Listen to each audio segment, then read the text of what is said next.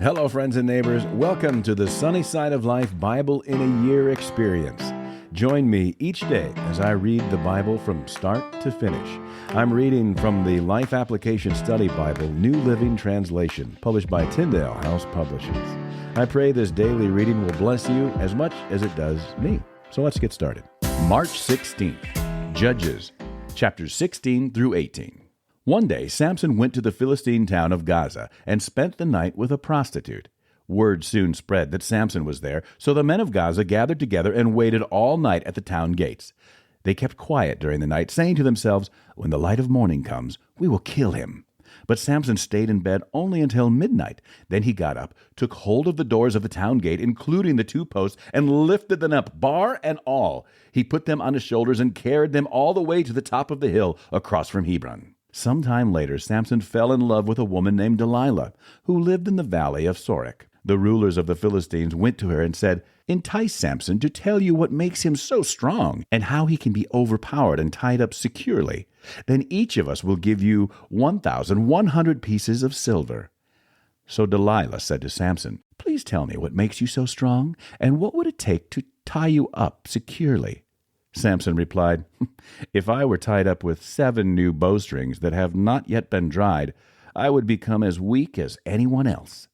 So the Philistine rulers brought Delilah 7 new bowstrings, and she tied Samson up with them. She had hidden some men in one of the inner rooms of her house, and she cried out, "Samson, the Philistines have come to capture you!" But Samson snapped the bowstrings as a piece of string snaps when it is burned by a fire. So the secret of his strength was not discovered. Afterward, Delilah said to him, "You've been making fun of me and telling me lies. Now please tell me, how can you be tied up securely?"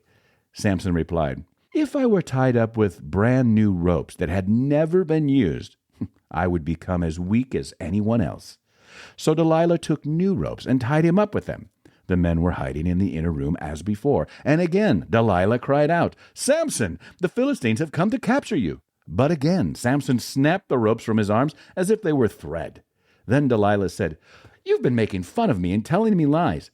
Now tell me, how can you be tied up securely?" Samson replied, "If you were to weave the 7 braids of my hair into the fabric on your loom and tighten it with the loom shuttle, I would become as weak as anyone else." So while he slept, Delilah wove the 7 braids of his hair into the fabric. Then she tightened it with the loom shuttle. Again she cried out, "Samson, the Philistines have come to capture you." But Samson woke up, pulled back the loom shuttle, and yanked his hair away from the loom and the fabric. Then Delilah pouted.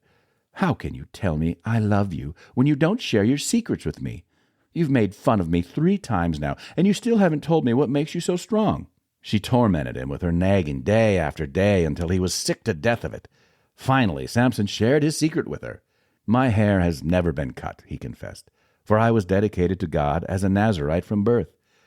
If my head were shaved, my strength would leave me, and I would become as weak as anyone else." Delilah realized he had finally told her the truth, so she sent for the Philistine rulers.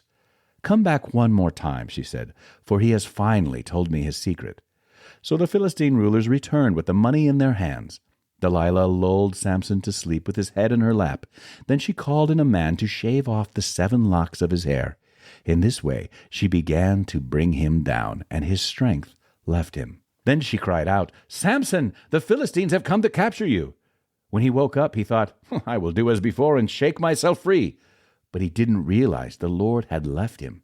So the Philistines captured him and gouged out his eyes.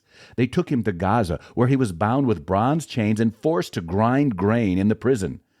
But before long, his hair began to grow back. The Philistine rulers held a great festival, offering sacrifices and praising their god Dagon. They said, "Our God has given us victory over our enemy Samson." When the people saw him, they praised their God, saying, "Our God has delivered our enemy to us. The one who killed so many of us is now in our power." Half drunk by now, the people demanded, "Bring out Samson so he can amuse us." So he was brought from the prison to amuse them, and they had him stand between the pillars supporting the roof. Samson said to the young servant who was leading him by the hand, "Place my hands against the pillars that hold up the temple. I want to rest against them." Now the temple was completely filled with people.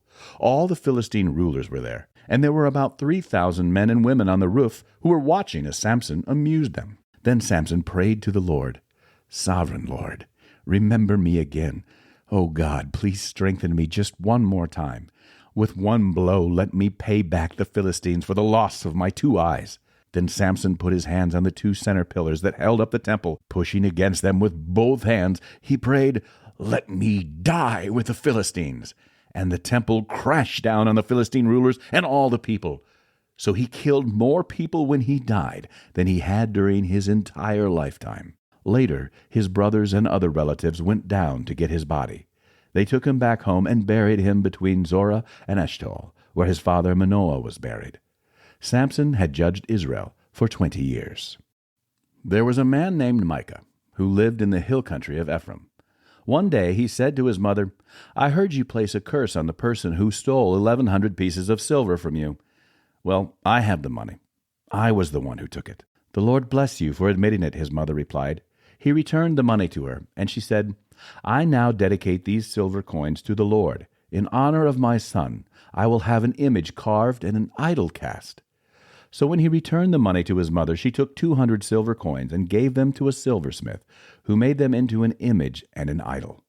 And these were placed in Micah's house.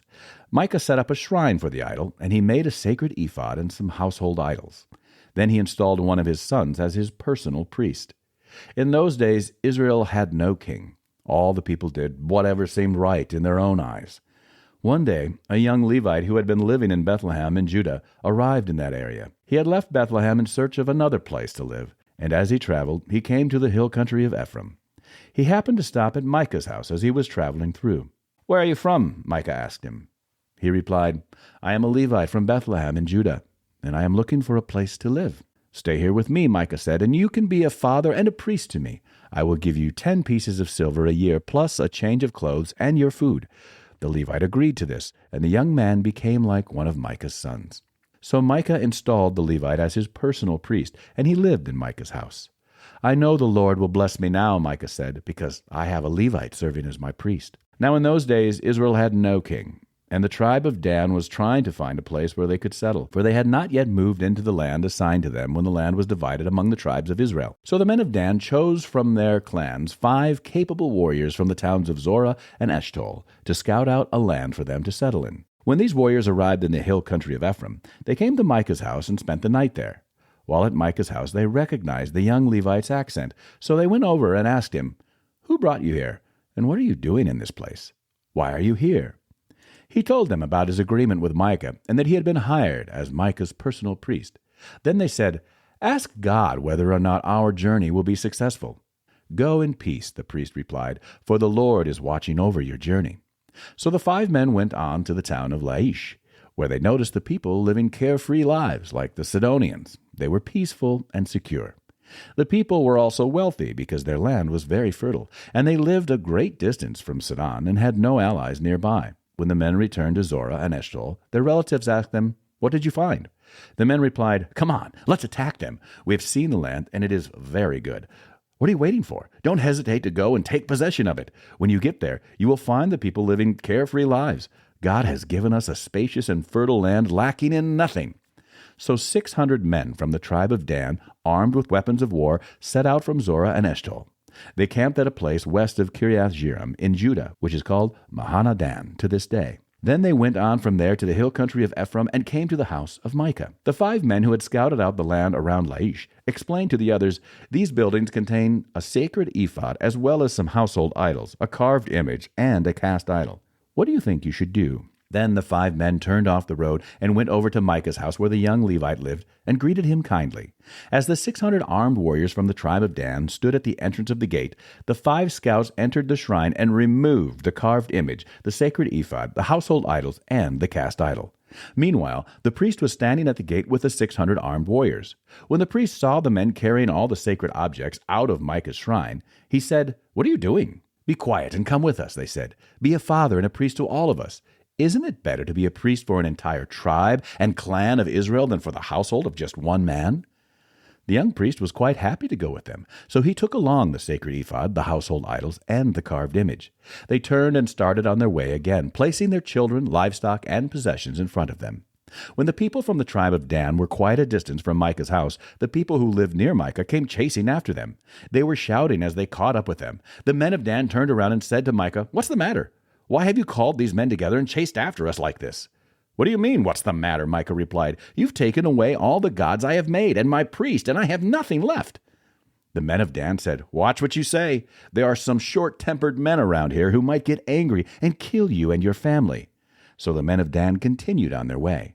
When Micah saw that there were too many of them for him to attack, he turned around and went home. Then with Micah's idols and his priests, the men of Dan came to the town of Laish, whose people were peaceful and secure. They attacked with swords and burned the town to the ground. There was no one to rescue the people, for they lived a great distance from Sidon and had no allies nearby. This happened in the valley near Beth Rehob. Then the people of the tribe of Dan rebuilt the town and lived there. They renamed the town Dan after their ancestor, Israel's son, but it had originally been called Laish. Then they set up the carved image, and they appointed Jonathan, son of Gershom, son of Moses, as their priest. This family continued as priest for the tribe of Dan until the exile. So Micah's carved image was worshipped by the tribe of Dan as long as the tabernacle of God remained at Shiloh. That's it for today, friends. Feel free to read ahead on your own. Before I go, let's share the Lord's Prayer together. Our Father who art in heaven, hallowed be thy name. Thy kingdom come, thy will be done, on earth as it is in heaven. Give us this day our daily bread, and forgive us our trespasses, as we forgive those who trespass against us. Lead us not into temptation, but deliver us from evil. For thine is the kingdom, and the power, and the glory forever. Amen.